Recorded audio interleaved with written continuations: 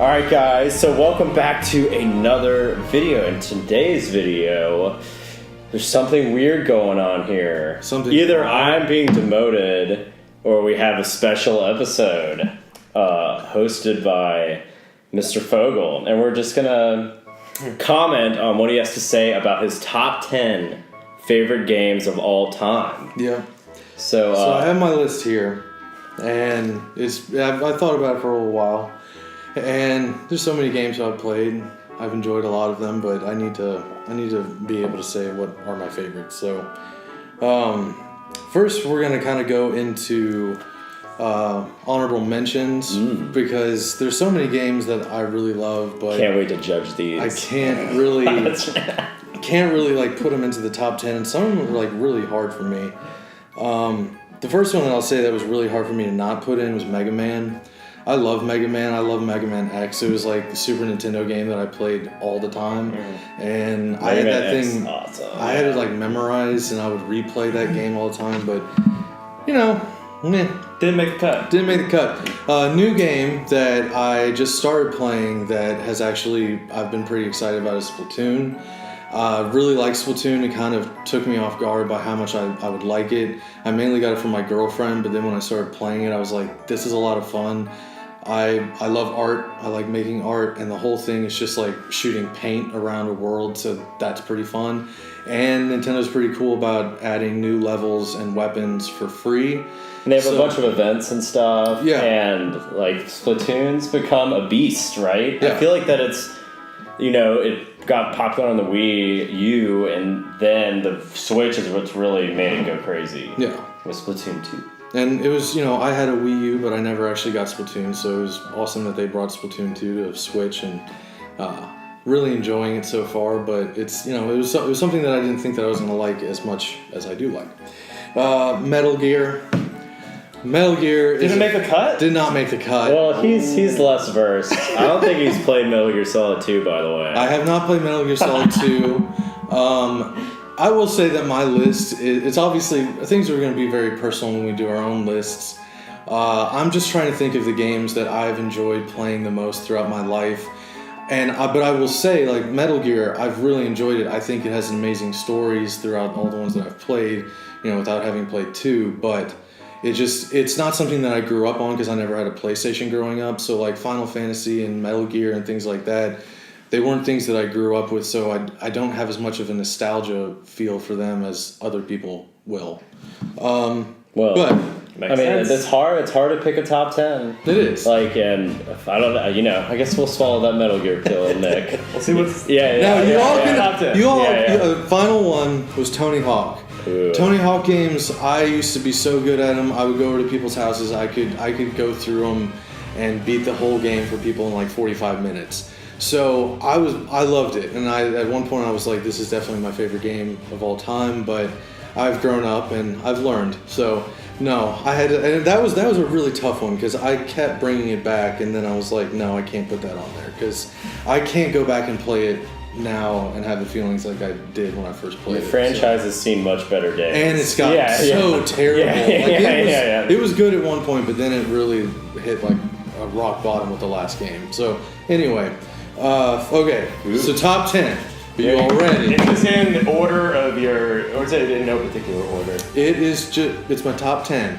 And also there are a few ground rules for our top 10 videos, is that you can't have several games from one franchise. 1 entry per series. One entry per series, but also, the series gets its weighted effect too in the score, so you can say like, oh, I like this game because of that game, and probably we reserve the right to break all these rules. No, we don't. You can read the legal text written up by our attorney in the space below. Okay. Yeah.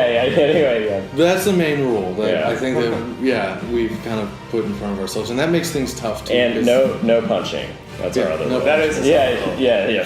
Without further ado. Okay, so number 10, Guitar Hero. Oh. I know the storyline. You all probably could not imagine this being in your top 10. This was a game that, like, I'm not good at playing music, And when people start, and when I would go to people's houses and they would play this game, I felt like such an idiot. Like my hands can't move like that. There's no way that I'm going to be able to play this game. But I'm pretty competitive. So when I would go over to people's houses, I just wanted to get better. And after a while, I got fairly good, and I was playing like everything on expert, and I was having a whole lot of fun. And it made me feel like I was, I don't know, playing the music that I really can't play in real life. I know if I practiced guitar, I would get better, but whatever. You 100% at a lot of songs. He actually got very technical and good at Guitar Hero. So what was your favorite entry in the series? Mine, I would say 2 was mine. See, mine was when they started using the actual songs. I enjoyed the game prior when it was, because I had a PlayStation 2 and I had the corded guitar that went in and everything like that. Yeah. But it was like when they I think it was Legends. It was like when they finally brought it over and they started bringing the real music. Because 311 had a song, Beautiful Disaster, and one of them, and that was so much fun because that's like my favorite band of all time. So it was great having a song of theirs on a game. And when I was living in Savannah, at one point I didn't have a whole lot of friends there because like I would take summer school and all my friends would leave and go back home. But my friend Mina was living in Chicago, and he played Guitar Hero, and we would play online together, and that by far has been some of the most fun video game playing of my entire life. Like, I don't think this game is an outstanding, like, I mean, it is a breakthrough for like the type of game it is, but obviously it's not holding weight now. Yeah, well, I can attest to Harrison's love for this game because he would bring it over to my apartment all the time and be like, just watch. 100% on very hard or expert. And what was the hardest song you did? There had to have been one that I remember you 100% Jordan? Oh, just any of, well, that, I did that, but there was, but I didn't 100% that. Yeah. There were some like really, like, it was like when I would get through like a Dragon Force song, I would feel so accomplished because it's absurd. But yeah, all right, so I want to keep moving on. Number 9 is a fighting game. It is Dragon Ball Z Budokai Tenkaichi 3. That's a mouthful. Yeah. That game still is like, if I don't have my PS2 anymore. All of mine have broken, and that's the only system that it works on at the moment that I'm aware of. I really wish there was some backward compatibility, but I don't have that, so I can't keep playing it. But I love that game, and that game, the fighting system, everything was super deep. I loved all like the characters that they would have, because like Tenkaichi 2, they had everybody. They had so many characters that were just like, I don't even know if they had a name. They were like Frieza's henchmen 1 and 2. And it was just like they had, so many different things, but it was like being able to like fly around in a 3D world and blast Kamehamehas. That was a whole lot of fun. And if I could keep playing the game, I've played some of the more recent ones, but none of them have really grabbed me like that one. I thought the gameplay in that one was like by far the best. This is another game Harrison would bring over to my apartment and be like, "Hey, watch me. Watch how good I am." Watch how good. And like he was really fucking good. I remember trying it, and he was just like, "Eh."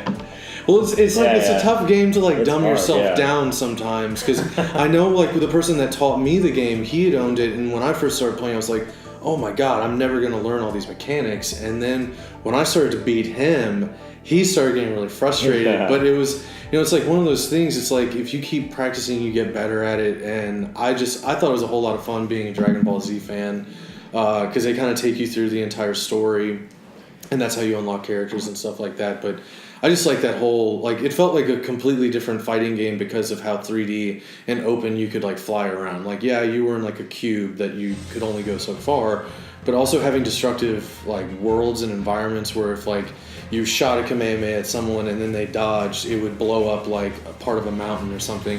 I thought that was really cool, and especially for PS2. I hadn't played a game like that, personally. But, yeah. Love it. He loved that game. I never played any Automaton. You never played any Budokais? I didn't know. Harrison. I'm a fair weather DB. Yeah. He had it, but like Harrison, like I respect him because he goes off the trail. But it was, I also like, I like fighter games, but I never was really like. I liked Mortal Kombat. I liked Street Fighter, but I was terrible at Street Fighter, so I kind of didn't like it.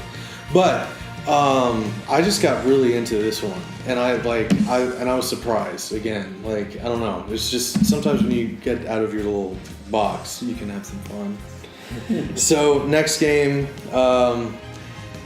EA, they made Skate. Skate, the first time I played, I was like, this is amazing. And like when I thought about this list, like, and I wanted to have Tony Hawk, but it's like I can't. If I was to play Tony Hawk now, all I would want to do is play Skate because it's that much better. And because I was really technical with Tony Hawk and I could get millions of points, but that's not realistic. And I liked that you could play Skate in a realistic way, but you could also make it kind of crazy and unrealistic, but it still was in a realm of reality. It's also another game that when you try to play with friends that have never played it, it's just frustrating. It's very technical. I'm kind of seeing a trend here. Actually. Yeah, no, he masters these very intricate game systems. Like, in Budokai and Skate are examples of these. I played both of them and was inept. Granted, I didn't play them that long, but man, Skate, Harrison really likes that game. Yeah. Because he made in Skate 3 you could make skins for characters, and you made yourself wearing a 311 shirt. It was on the EA website. They had like a logo maker, and I found all these weird random like lines and circles and stuff, and I made a 311 logo that looked pretty legit, and I would put it on my boards, I put it on shirts. And then they shut the server down that keep it, so that was really frustrating. But and then you could be the meat level. Oh yeah, and then you could be the meat man. Yeah, meat man. You could be like a hunk of. Okay, so part of the game was like Thrasher magazine is a big skateboarding magazine. They have like something they call the Hall of Meat, and it's like when someone takes a really bad slam in skateboarding, and sometimes they show like arms going different ways and whatever. So they took it from this because Thrasher was a sponsor of Skate, and so they had the Hall of Meat challenges where you had to jump off of buildings and try to break as many limbs as possible. So like you would like hit girders and things, and and part of the game you need to like break almost every bone in your body to 100% that game. And that was just a lot of fun and then when you unlock certain things, you can become like a raw piece of steak that skates around, and you can skate as this ridiculous piece of meat. And that was like, especially when people come over and they don't know how to play the game, everybody can fall. So that was an easy way for people to just be like, I'm having fun playing Skate, and I just got destroyed. That game was so polished and like beautiful for a skate game. And I played some Tony Hawk games. Did you play Tony Hawk? Like dabbled in it. Very little, yeah. Yeah, and like Skate made the controls very interesting versus Tony Hawk is just like press square to nose grind up the building. You can be right next to a ledge and press X triangle and just start grinding. Skate, you had to take into the account of like your speed and angle and how you wanted to get into a trick, and you had to think about that mechanics, and it reminded me more of like actual skateboarding than what Tony Hawk Pro Skater was. But I still love the Pro Skater series, just Skate did it better. But there is a little bit of news on Skate, if you want to call it that. One of EA's PR people tweeted out #Skate4. Is it happening? And there's a new I read a new bit of information tonight about like there's more evidence for it happening. So I don't know. I mean, maybe they're like, because Skate 3 came out in like 2010. Like when did it come out? Like it was a long time ago. So it's just like, and it's funny. And there's been no skate game. There's been campaigns by like the Barracks, which is a skateboarding website, barracks.com, and they were trying to like show EA like everybody wants Skate. So whenever EA would put out a post on Instagram, it was flooded with make Skate 4, Skate 4, where's Skate 4? All the comments had nothing to do with whatever they were posting. Like FIFA, like you wouldn't see anything like, yeah, FIFA. It was like, no, where's Skate 4? And like I'm hoping that they make the game, but I'm not getting excited until I actually see like an official trailer or something. This is EA after all. It is EA. Yeah, I know EA loves their fans. Of course, that's like, it's only $3,200 to play Battlefield 2. They lost licenses, and I know that's why they stopped making the game. But I think that like so many people want it, and I feel like if they really wanted to do it, they could do it. And I know that there's like another game coming out called Session, and it's trying to be like a skate game, but I just want skate. I thought that the mechanics and like controls of that were so different than anything I'd ever played. So hopefully they make another one. If not, I don't know. Please make a remaster or something. Future brain. Okay, so next one, Kingdom Hearts. Ooh. And I would have to say I need to replay 2 again, but Kingdom Hearts 1 is at this moment my favorite one. Just because it was something again that was so different, and Thomas had been playing it for a while, and he was like, you gotta play this game. I was like, I don't want to play a Disney Mickey Mouse game, like that seems really dumb. And I was being pretty close-minded because I love animation and I love Disney. Why wouldn't I want to play this game? Well, because they make children's games sometimes. Well, and I also probably annoyed the fuck out of you. Well, maybe, but it's also the fact that you yeah. bought me the first one, and you might bought me the second one. I don't know. Yeah. But it was just like one of those things. I was like, fine, I'll play it. And I think I was in Savannah when I played it, and I was I was really impressed with how much there was to do in the game. I liked all the characters. I thought everything was really well done. And then I played Kingdom Hearts 2 pretty soon after, I would say within the next year. I mean, I don't think it was right after. Because the HD for Kingdom Hearts 1.5 came out, and you played that probably a year after it came out. And then a year after that, Kingdom Hearts 2 HD came out. So I think I had about a year gap between the two, and I still really, I love the gameplay and the mechanics of 2. It just, like, it's that initial, like, playing a game, and it's so different and, like, not what you expected. And I was happy that Thomas, like, turned me on to that, because I was just like, I probably wouldn't have played that game ever if he hadn't jammed it down my throat. But he didn't jam it down my throat. But that, like, honestly, it was so fun, and especially for like an RPG title, because those, again, like growing up, none of the people that I knew played RPGs really. The only one that anybody ever kind of played was like Zelda around me, but that was like it. Like no one I knew except for my cousin played Final Fantasy, and he was in high school when I was in grade school, so there was such an age gap that we couldn't really hang out all the time.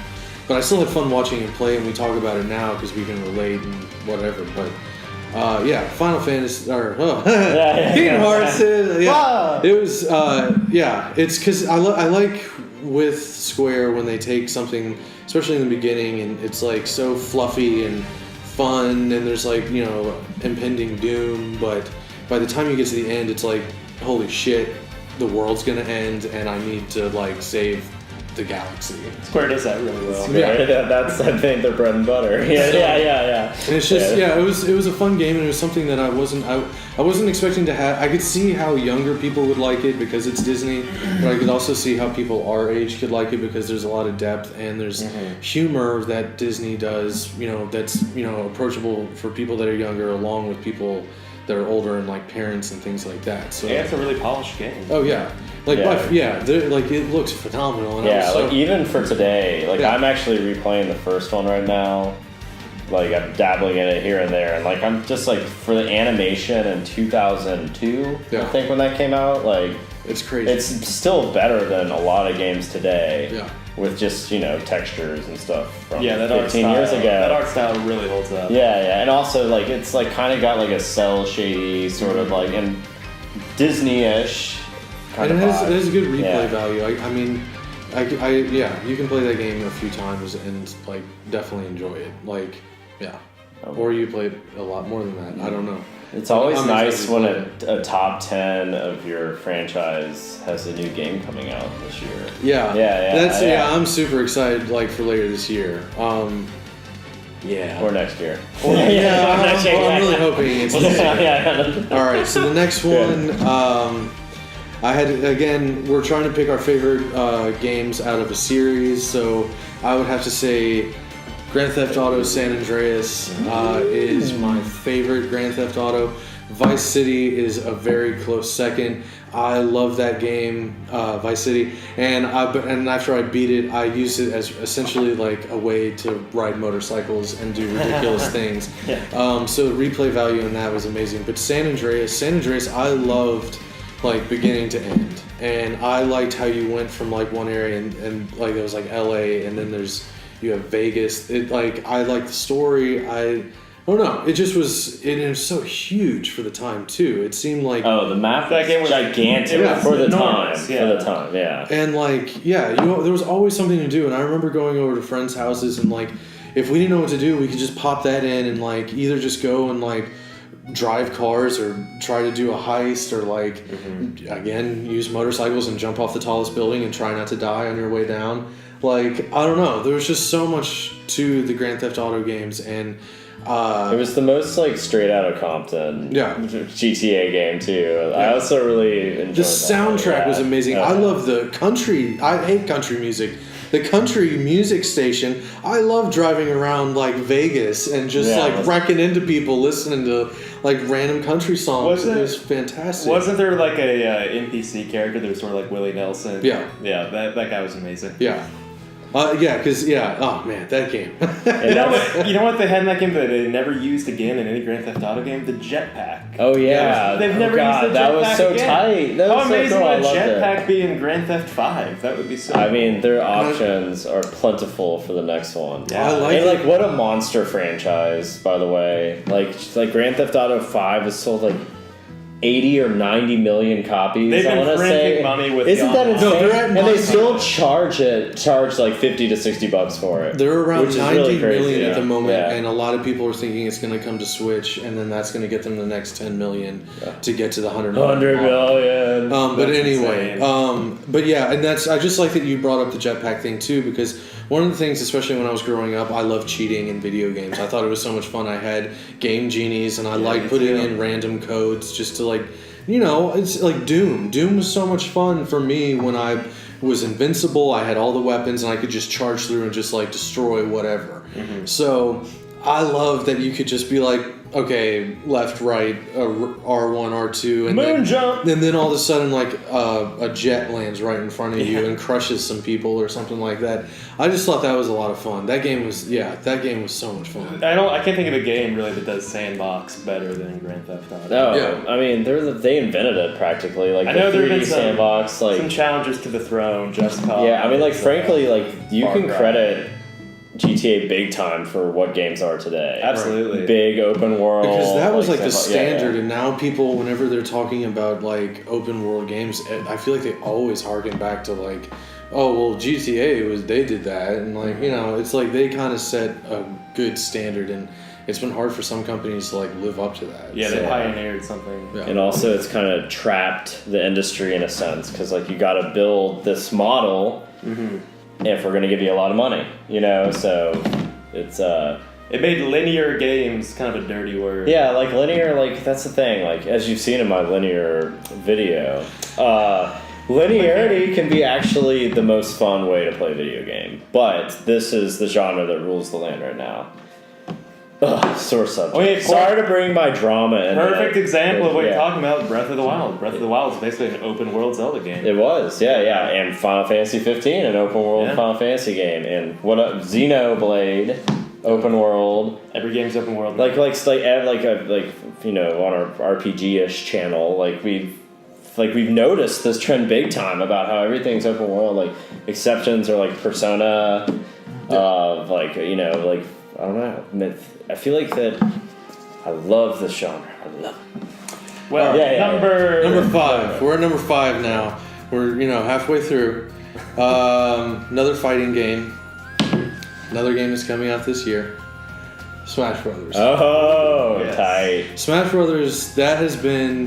That was like a game I got so addicted on Nintendo 64. The commercials for that were hilarious. I specifically remember picking it up at Babbage's at the local mall and just being super excited to get home, put it in and play. And from day one, I have been Pikachu. And I love Pikachu. And I love that they keep him going. I mean, they kind of need to keep him in there at this point. But I love playing as Link. I love Zelda, obviously, but it was just such a different game, and it was so cool seeing all your different favorite characters from Nintendo, and then later in other platforms, like when they brought Cloud and Snake. Yeah, it's it was so much fun, like being able to battle with like all these characters that you knew and loved, and like also wondering what their movesets were going to be like when you heard like Mega Man was coming. It's like, oh god, like what's he going to be like? Soon you'll have Pikmin. So and like again, yeah. And then back. Yeah, I'm excited to see what they do with the Splatoon characters. If it's one or two, I'm assuming they're going to put both in. Maybe it's just different skins. I don't know. Kind of like an Ice Climbers thing, maybe. Yeah. Well, I think it's going to be one individual, but I think you might be able to choose if you're the boy or the girl. Oh, okay. That's my assumption, because they've done that with other characters. Yeah. Yeah. So, man. But yeah, Smash. All of our friends play it. All of us play it, and it's like, and I know, and except for Tyler, it's really fun. Like, it's a really fun game. At one point I really had to stop playing it as much because I would get so worked up playing it, and my heart rate would be like through the roof.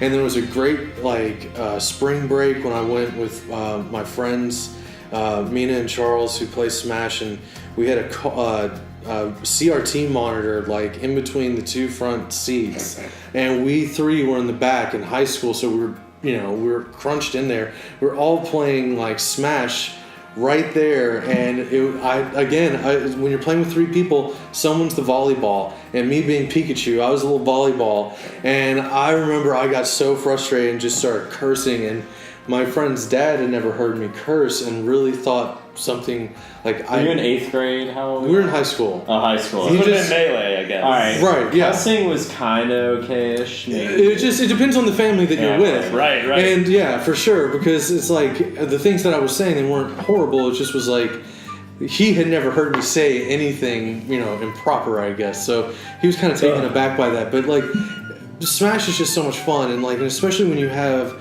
such a huge like group of friends like we do that play it together, because you can have up to 8 people playing at a time, and it's insanity. Mm-hmm. But it's so much fun. Like I don't know. I know that I enjoyed playing it on my own. I know that I could like pick it up and play it at any point, and I would have fun. And it's one of those communal games that really kind of also made it come together as like one of my favorite games. Just because we would have LAN parties in high school, and like we would have Smash tournaments there, and like there were like Smash was just like such a huge game. Like even if you didn't like own a GameCube, you played Smash. I felt like at that time, or at least you knew about it. So I think Smash is almost, not quite, but almost as like ubiquitous at this point as Mario Kart is. Oh, right. For sure. Almost everyone is playing. Oh yeah, and it just owns a genre, right? Because you can play it kind of casual, but like you can also play it like some of our friends play it, where you're just like insanely good. It has a deceptive amount of depth. Yeah. I feel like the depth and polish to Smash Brothers is absurd. Yeah. Like every character they have to tweak to like fight against every other character. But it has to be and the weight of it and tweaking it at all the different levels and percentages, like that's got to be a lot of work. And that's like I'm really excited to see the new Smash D3, because like what is it? Like I really want to see what it is. So okay, so number four, Pokemon. So tight. Pokemon. He's been playing Pokemon Go. I've been playing some. I started playing Pokemon Go a little while ago when it first came out, and I had fun with it. I've started playing it a little bit more in here and there because they've started adding some things to it. But like, just the original Pokemon Red.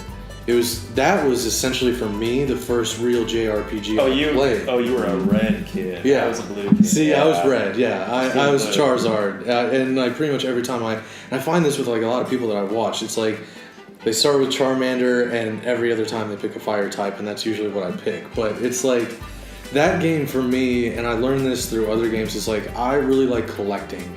And that was so much fun, collecting and the randomness of it, and it was super simple for someone who never played a JRPG game before. So like I wasn't confused but I had a lot of fun. It was also like I was playing in 8th grade, and no one else in 8th grade was liking Pokemon at that time. So I was playing everything in secret, and I had to just be like, and like so. Yeah, it's just I played that a whole lot on my own. I enjoyed it. You know, I didn't play every single one, but like I played Sun and Moon. I played Ultra Sun and Moon, and those games have been so much fun. And I just like.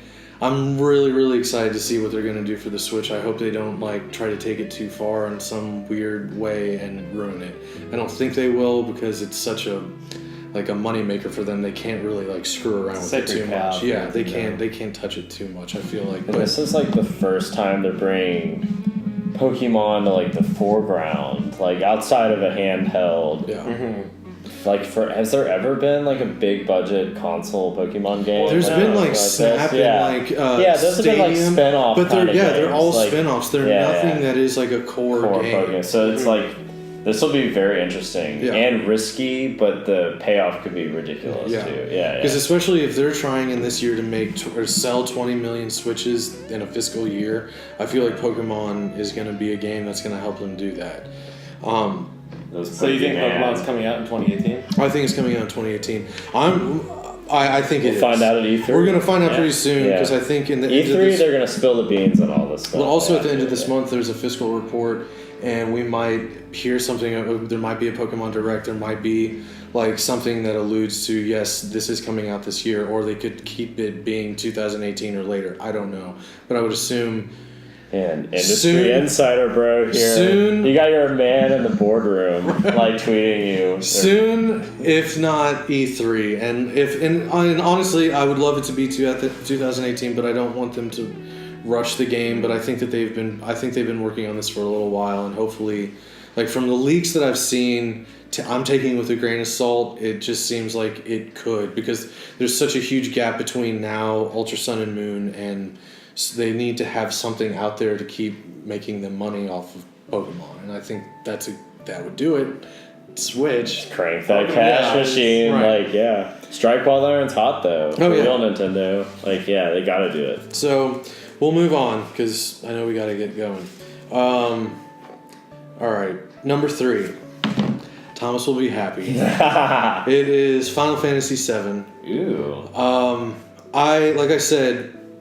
PlayStation I didn't have growing up, so I am a newcomer to Final Fantasy, and if I probably had played it when I was younger, it would be rivaling 1 and 2, most likely. But you've been playing the series for like this decade, right? Yeah, but I mean, like I played. You didn't really get into it. I played 13, and I played it, and I like got through it, and I don't want to say I got through it, but like I beat it, but I never really felt like, oh, I just want to keep playing this. 7, I wanted to keep playing. Yeah. 9, I did a lot in it, and 10, I loved. Like I played a lot of that, but like overall, I think I like 7 the most. And it was like one of those weird things because I know so many people that love 7. And I went into it being like, this is going to be a great game. But as I was playing it, I didn't feel like I have to like this. I did like it. Like, and I was playing... That dystopian charm just got to you. And I was playing the original... I wasn't playing like one of the newer ports or whatever. I was playing in the original like graphic style. And the music was phenomenal. I love the characters. Yeah, it's just because I love, and that was like the other thing about Pokemon that I like is that there's so many characters and character design. And with Final Fantasy VII, I had bought the guidebook when I was a kid, and I didn't even have a PlayStation, just to look at the pictures because I thought the art was phenomenal. And like I didn't like I knew what to do. I had that guidebook. I had that guidebook, and they spoiled. Spoiler alert: Eris's death. Like in the panels, you open up a page and it had the whole sequence of events, like all the CG. Well, they've got to guide you through the emotional. During the guide. Yeah. Okay. It's a guide. Yeah. But and also.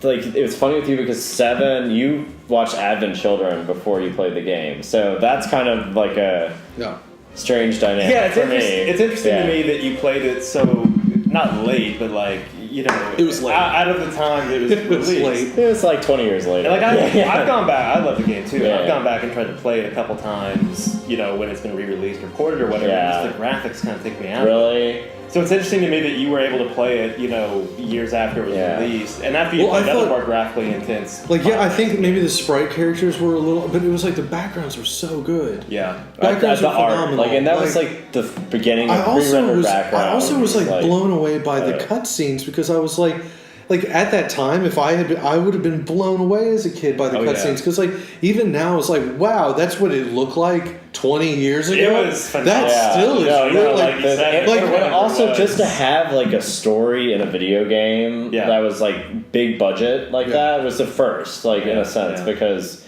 I know that like the other games have big budget, but to have like 3D models, like 3D settings with the CG cutscenes, like that was a new frontier for sure. Yeah.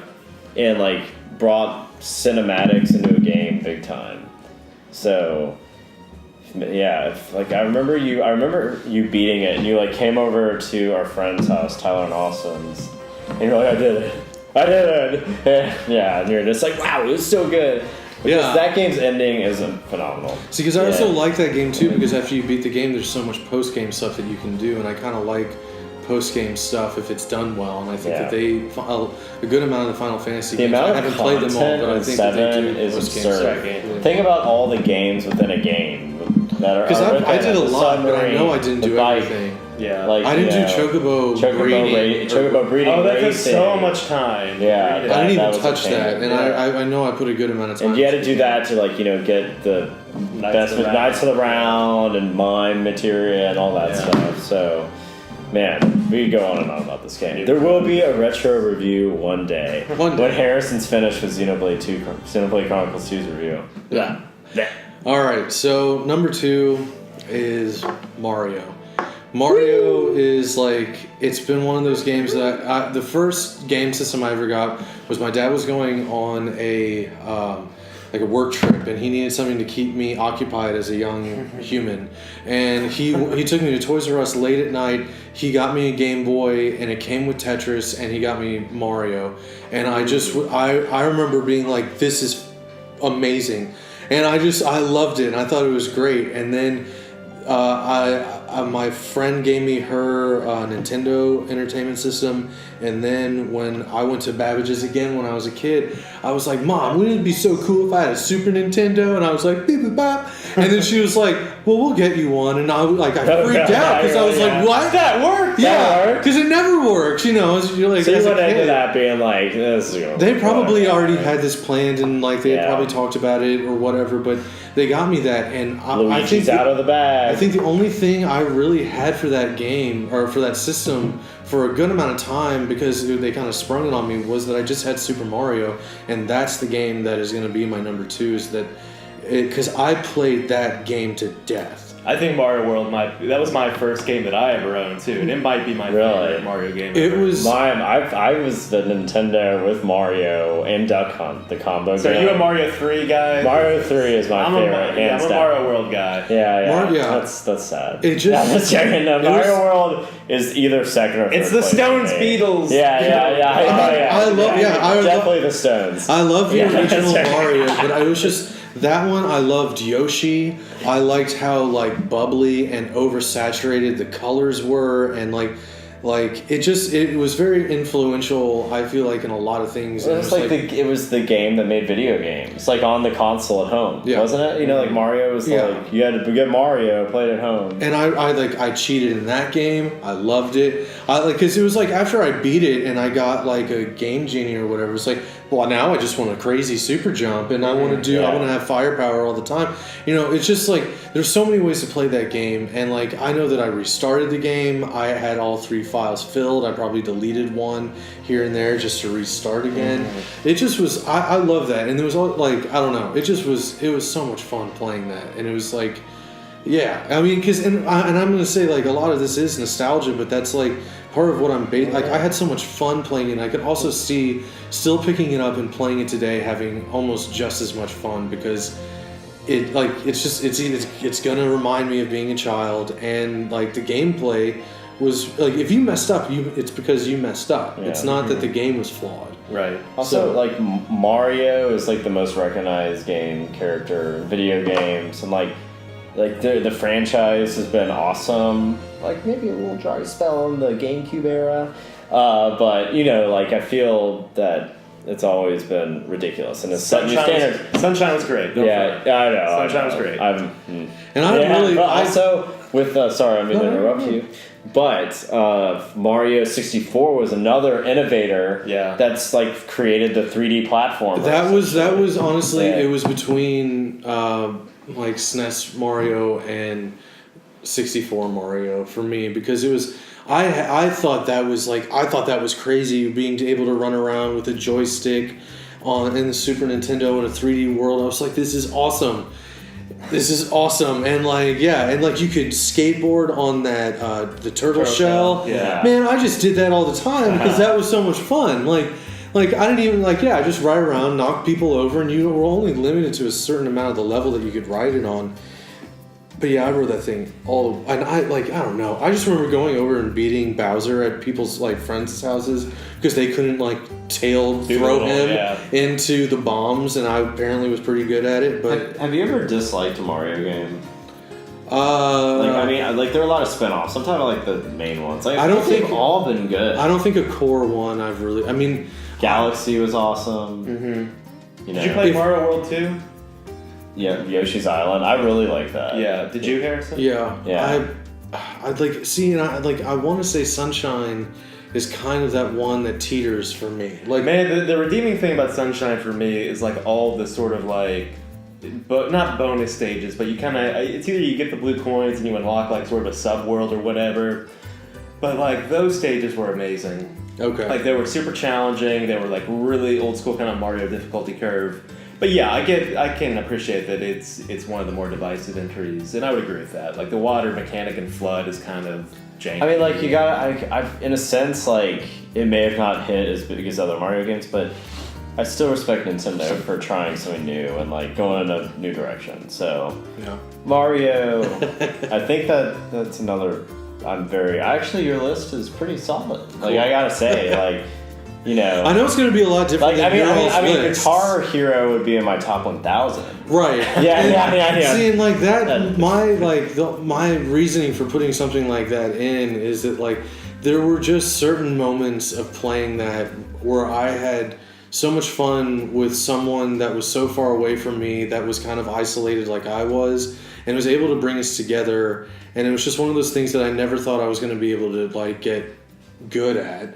And then I got really good at it, and it because I remember playing at Chuck E. Cheese, and kids were like, "What?" Of course, editing. So Mario World number 2. Mario. Yeah.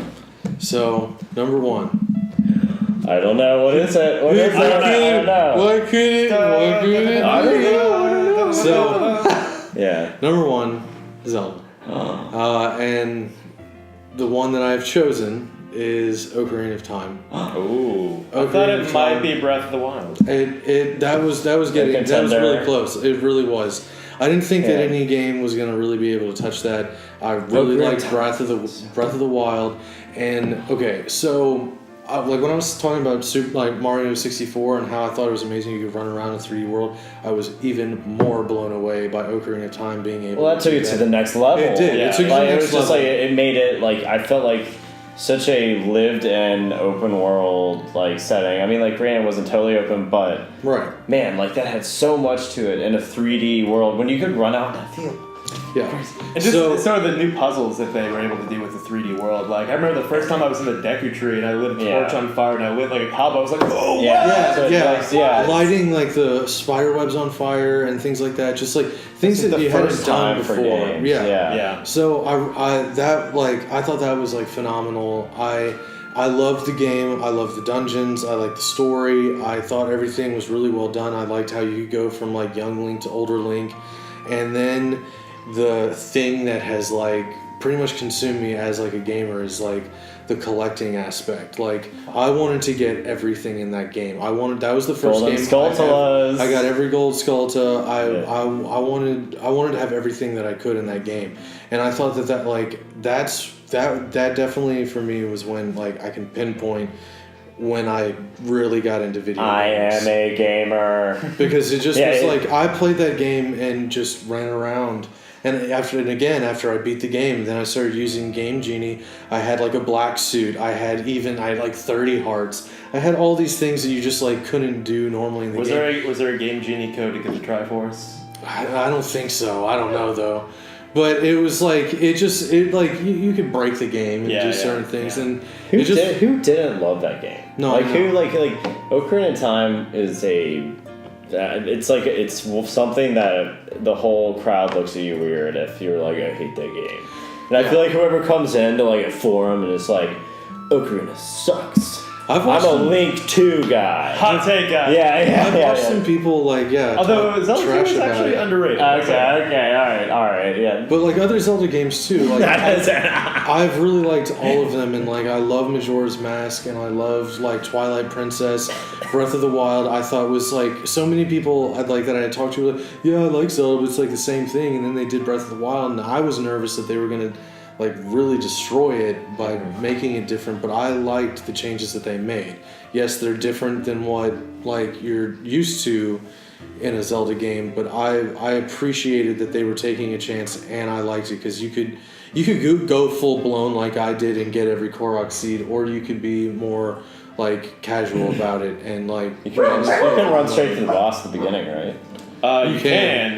You're gonna be very difficult. Yeah, it'd be super difficult. You theoretically could. But yeah, I think some people have. But that's my number one. So that's a good list. A lot of those I think are on my list too. Like Zelda is so good. Like I feel like it's one of my favorites. You'll see one day on my top 10. It's like it's a classic. I don't think it'll ever go away as being a classic. I just like how because it was for me like it was just different, and I liked everything about it. I like being able to add elemental things to arrows. I thought all of it was just like the whole so different. dynamic of time traveling with Ocarina was so cool, and like how you could teleport with it, like just all the little. Like they've made so many great games, like even like the handheld versions, like Minish Cap. I loved Minish Cap. I need to play some of the other handheld ones because I admittedly haven't played all of them, but like I like. Everything that I have seen, I love it. Did you play Link Between Worlds? Yeah. Okay. That and there's another one that I'm missing, and I forget the name of it. Stone tablets. Yeah. No, I don't know. Where did that come from? Yeah, who's that? Peanut Gallery. Yeah. But yeah, so this is my secret book, and that's my top 10. Dude, so like that is solid. Like I will say. That it's different than what I think some people would say, but I think it walks a good line. Personal. Oh yeah. So I don't know. And I like that there were entries on your list that sort of reflected like games that meant a lot to you, or to your friends that you bonded around, and because some are super popular and some are very niche-y, right? And like so, good diversity here. That is why Harrison. That's why he's demoted Thomas. Forever. Do you disagree with me? Like, tell me in the comments. Am I stupid? Subscribe. And subscribe and like if you liked any of the games that I liked. But yeah, thanks for listening. And what's the next Zelda game going to be? We'll see you guys. Bye. See ya.